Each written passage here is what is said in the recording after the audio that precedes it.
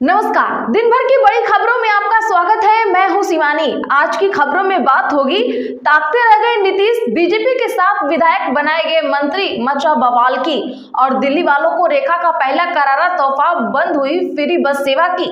वहीं तीन भाषा नीति बर्दाश्त नहीं, इस बड़े नेता ने बीजेपी से दिया इस्तीफा की। साथ ही पंजाब से केजरीवाल जाएंगे राज्यसभा की, और मोदी सरकार ने सुप्रीम कोर्ट में अपराधी नेताओं का किया समर्थन की। वहीं तमिलनाडु में खेला होना हुआ तय, बीजेपी से मिले प्रशांत किशोर के। इसी के साथ आज दिन भर की सभी बड़ी और प्रमुख खबरों को जानेंगे विस्तार से। उससे पहले एक नजर सुर्खियों पर।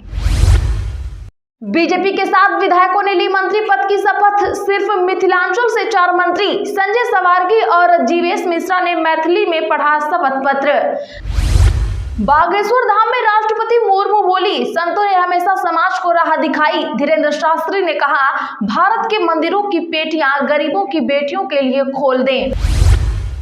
दिल्ली विधानसभा सत्र 3 मार्च तक बढ़ा। शराब नीति सीएजी रिपोर्ट में 2002 करोड़ का घाटा। स्पीकर बोले, जांच के लिए पीएसी बनेगी। कांग्रेस नेताओं का सामने आया विजयवर्गीय प्रेम। भदौरिया बोले, विजयवर्गीय को जीआईएस फोटो सेशन में पहली लाइन में स्थान न देना इंदौर के लिए शर्म की बात। स्टालिन बोले, तमिलनाडु लैंग्वेज वॉर के लिए तैयार। भाजपा बोली, विरोध इसीलिए ताकि बच्चे प्राइवेट स्कूलों में पढ़ें, अमीर और गरीब के लिए अलग अलग नियम।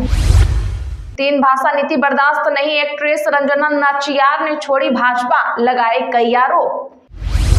केजरीवाल को पंजाब से राज्यसभा भेजने की अटकलें हुई तेज। आपने राज्यसभा सांसद संजीव अरोड़ा को विधानसभा उपचुनाव में बनाया कैंडिडेट। हिमाचल कांग्रेस प्रभारी रजनी पाटिल परसों आएंगी शिमला। नए संगठन को लेकर करेंगी मंथन। मुख्यमंत्री और मौजूदा अध्यक्ष समेत सभी एमएलए भी बुलाए गए। नीतीश कुमार की जेडीयू को तगड़ा झटका। तारिक अनवर की तरह लल्लन भी एमएलसी बनते बनती रह गए। क्या दिल्ली में संकट में है महिलाओं की फ्री बस सेवा? डीटीसी पर 60,000 करोड़ कर्ज का सीएम रेखा गुप्ता ने बनाया बहाना। तमिलनाडु में एक मंच पर आए सुपरस्टार विजय और प्रशांत किशोर। क्या विधानसभा चुनाव में होगा खेल? कैबिनेट मंत्री बोले, पलटूराम में विधानसभा में विपरीत आचरण किया। जोधपुर में कहा, वे नहीं चाहते थे। नेता प्रतिपक्ष सदन में बोले, एक व्यक्ति ने पार्टी और विधानसभा हाईजैक की। दिलावर बोले, डोटासरा के लिए गीता मायने नहीं रखती। उन्होंने चौपाल के बदमाश और गुंडों जैसा व्यवहार किया। आसन का ऐसा अपमान आज तक नहीं हुआ। जेल से रिहा होते ही मां से गले मिलकर भावुक हुए अब्दुल्ला आजम। सपा नेता ने बदला अपना लुक, बढ़े हुए बालों की बांधी चुटिया। न हम भाजपा को पसंद करते हैं, ना वे हमें। केंद्र के साथ मिलकर काम करना हमारी जिम्मेदारी है। उमर अब्दुल्ला का बड़ा बयान। आपराधिक मामलों में दोषी ठहराए गए नेताओं पर ताउम्र प्रतिबंध सही नहीं, सुप्रीम कोर्ट में बोली केंद्र सरकार। मुख्यमंत्री उमर अब्दुल्ला के 370 वाले बयान से गरमाई सियासत। विपक्ष ने किया तीखा हमला, आरोपों का सिलसिला जारी। खालिस्तान मुर्दाबाद बोलकर दिखाओ। हरभजन सिंह की देशभक्ति पर रैंडम सेना ने उठाया सवाल, दर्ज हुआ केस। क्या लाल अब भगवा हो रहा है? सीपीएम पर भड़की कांग्रेस, बीजेपी से मिली भगत का लगाया आरोप। गोविंदा के वकील ललित बिंदल का दावा, कहा 6 महीने पहले सुनीता ने तलाक लेने की अर्जी डाली थी।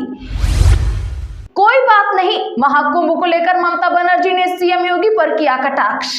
चलिए अब जानते हैं बड़ी और प्रमुख खबरों को विस्तार से। उससे पहले वीडियो को लाइक करें, साथ ही आपसे रिक्वेस्ट, खबरों को आखिर तक जरूर देखें। बीजेपी के 7 विधायकों ने ली मंत्री पद की शपथ। सिर्फ मिथिलांचल से 4 मंत्री। जी हां, बिहार में नीतीश मंत्रिमंडल का विस्तार हुआ। बीजेपी कोटे के 7 विधायकों ने मंत्री पद की शपथ ली। सबसे पहले दरभंगा से बीजेपी विधायक संजय सरावगी ने शपथ ली। उन्होंने मैथिली में शपथ पत्र पढ़ा। इधर कांग्रेस के वरिष्ठ नेता तारिक अनवर की तरह जदयू के ललन प्रसाद विधान परिषद का सदस्य बनते बनते रह गए। जून 2020 में तारिक अनवर को कांग्रेस ने विधान परिषद के लिए नामित किया था, लेकिन नामांकन पत्र दाखिल करने के एक दिन पहले बताया गया कि तारिक का आवासीय पता नई दिल्ली का है। विधान परिषद की सदस्यता के लिए संबंधित राज्य का अस्थायी पता होना जरूरी होता है। कांग्रेस ने आनन फानन में उम्मीदवार बदला।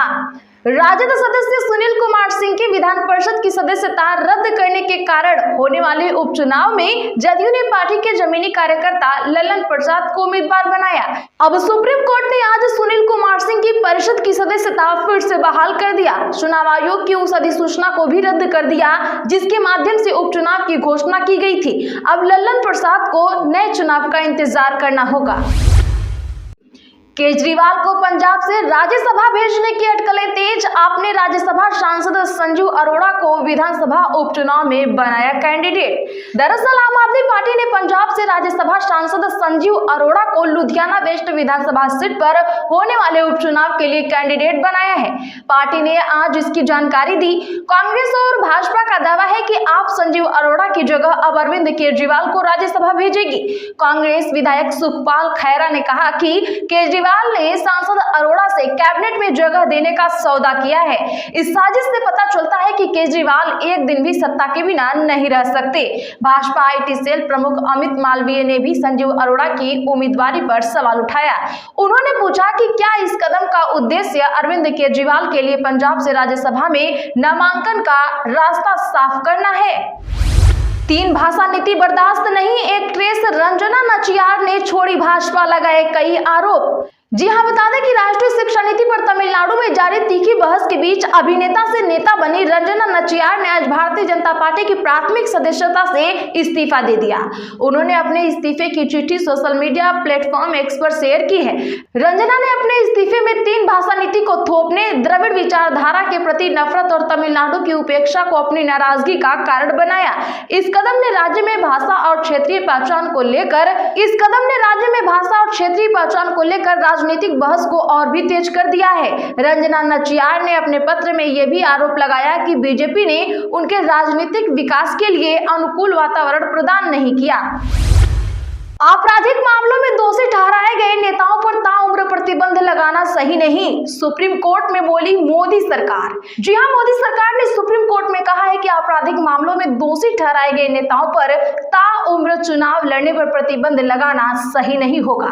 मोदी सरकार ने कहा कि मौजूदा 6 साल का प्रतिबंध ही काफी है। आपराधिक मामलों में दोषी करार दिए गए नेताओं पर आजीवन प्रतिबंध लगाने की मांग करने वाली एक जनहित याचिका का विरोध करते हुए मोदी सरकार ने शीर्ष न्यायालय से ऐसा कहा है। इस याचिका में दोषी ठहराए गए सांसदों और विधायकों समेत अन्य नेताओं पर चुनाव लड़ने पर आजीवन प्रतिबंध लगाने की मांग की गई थी। शीर्ष अदालत में दाखिल हलफनामे में मोदी सरकार ने कहा कि याचिका में जो अनुरोध किया गया है वह विधान को फिर से लिखने या संसद को एक विशेष तरीके से कानून बनाने का निर्देश देने के समान है, जो न्यायिक समीक्षा संबंधी उच्चतम न्यायालय की शक्तियों से पूरी तरह से परे है। इसके साथ ही केंद्र सरकार ने कहा कि इस तरह की योग्यता तय करना केवल संसद के अधिकार क्षेत्र में आता है। दिल्ली में महिलाओं की फ्री बस सेवा होगी बंद, बिजली पर भी आया संकट, सीएम रेखा गुप्ता ने बनाया कर्ज का बहाना। जी हां, आपको बता दें कि दिल्ली परिवहन निगम पर 60,000 करोड़ का कर्ज नवगठित रेखा सरकार के लिए बड़ी चुनौती बन रहा है। प्रतिदिन भी निगम में घाटा बढ़ रहा है।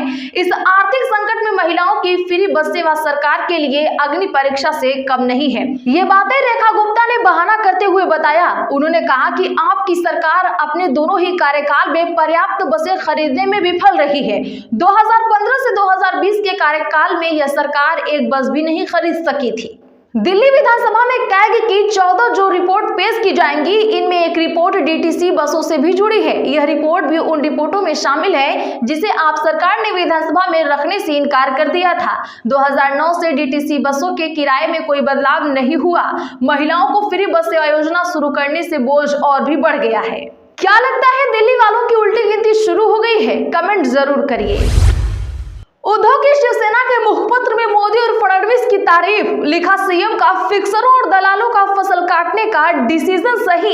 बता दें कि शिवसेना उद्धव के मुखपत्र सामना में प्रधानमंत्री मोदी और महाराष्ट्र सीएम देवेंद्र फडणवीस की तारीफ की गई है, लेकिन डिप्टी सीएम एकनाथ शिंदे पर निशाना भी साधा गया है। मुखपत्र में महाराष्ट्र के इंफ्रास्ट्रक्चर, भ्रष्टाचार और पॉलिटिक्स पर लिखा गया है। मुखपत्र में लिखा गया कि एकनाथ शिंदे का पैसे जमा करने वाला मुख्य व्यक्ति 10,000 करोड़ लेकर दुबई भाग गया, क्योंकि फडणवीस ने राज्य में गलत काम करने वालों को साफ करने का फैसला लिया है। शिंदे के सीएम रहने के दौरान हुए काले कारनामों को खत्म करने का पवित्र कार्य शुरू हो गया। सामना में लिखा गया है कि सीएम फडणवीस के मंत्रियों ने उनके ओएसडी और पीएस नियुक्त करने का अधिकार छीनकर उचित कदम उठाया है, डिसिप्लिन लाने के लिए सख्त कदम उठाए हैं।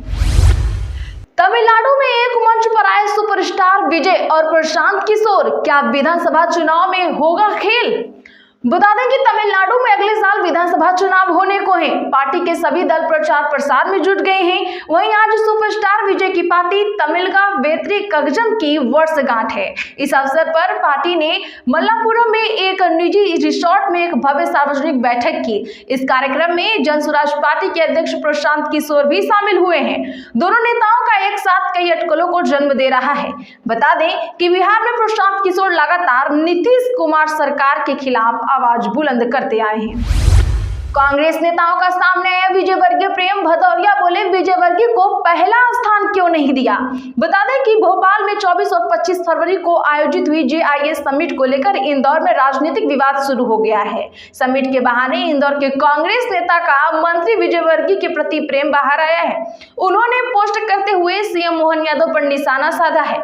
इंदौर कांग्रेस नेता और पार्षद राजू भदौरिया ने मंत्री कैलाश विजयवर्गीय को लेकर सोशल मीडिया प्लेटफॉर्म फेसबुक पर एक पोस्ट की है। भदौरिया ने पोस्ट में लिखा है कि समिट में मंत्री विजयवर्गीय को फोटो सेशन के दौरान प्रथम लाइन में सही स्थान नहीं दिया गया। यह हमारे इंदौर के लिए शर्म की बात है। क्या मुख्यमंत्री जी सब कुछ अकेले ही कर लेंगे? तो आज के लिए बस इतना ही। ऐसी ही बड़ी खबरों के लिए हमारे चैनल को अभी सब्सक्राइब करें, बगल में घंटी के निशान को भी जरूर दबा लें, वीडियो को लाइक और शेयर भी जरूर करें।